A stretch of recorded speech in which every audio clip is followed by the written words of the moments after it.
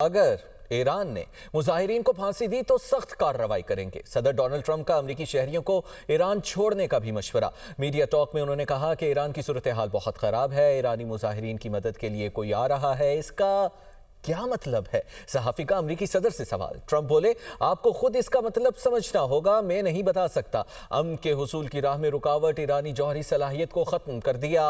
Al Baghdadi, Qasim Sulemani को मारना हमारी कामयाबी है। अमेरिकी सदर ने गुज़िश्ता रोज ईरानी मुजाहिरीन को भड़काते हुए कहा था कि मुजाहिरे जारी रखें, मदद पहुंचने वाली है।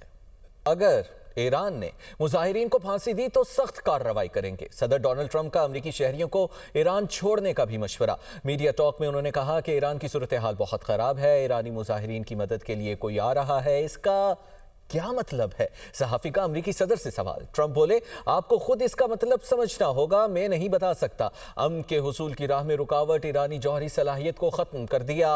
अल बगदादी, कासिम सुलेमानी को मारना हमारी कामयाबी है। अमेरिकी सदर ने गुज़िश्ता रोज ईरानी मुजाहिरीन को भड़काते हुए कहा था कि मुजाहिरे जारी रखें, मदद पहुंचने वाली है।